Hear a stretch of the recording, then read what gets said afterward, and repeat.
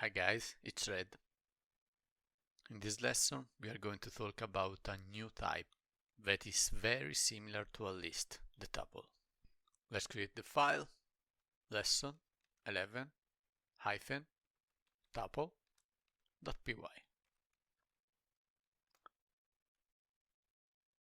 T equals parenthesis 10, 20, 30.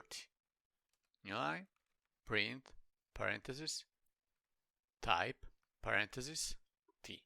Close the parenthesis, comma, t, and run it. And as you can see, the type is tuple. Now let's create another tuple. T1 equals 11, 12, 13, 14.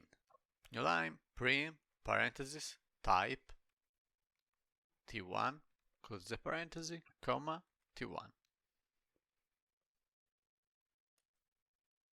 So when we create a tuple, the comma is the fundamental part that define the tuple.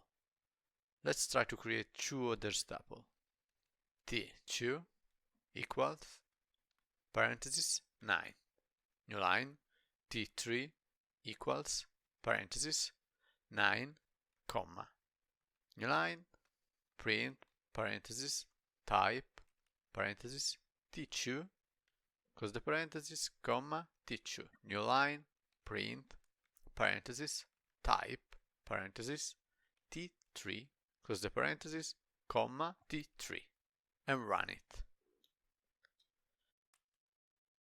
As you can see, the 9 without the comma is considered an integer. It's not a tuple. So tuples are immutable collections of elements, meaning we cannot add, remove, or modify any of their elements. Due to this immutability, tuples are faster and occupy less space compared to lists. This becomes particularly important when dealing with numerous collections.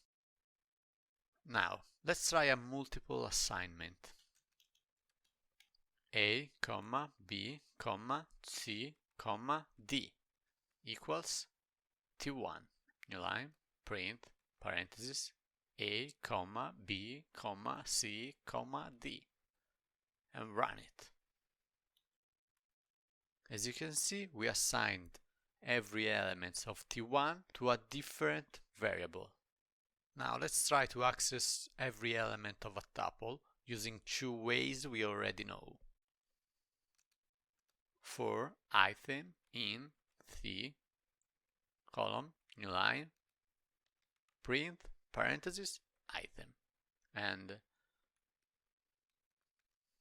for I in range, parenthesis, len, T1, close the parenthesis, column, new line, print, parenthesis, T1, square brackets, I, and run it. As we would have done with a list, we accessed every element of these two tuples. Now let's recap.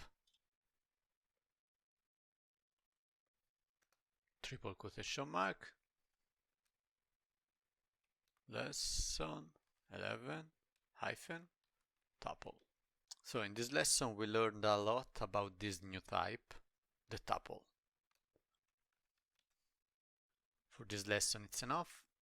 Thanks for watching and see you in the next lesson.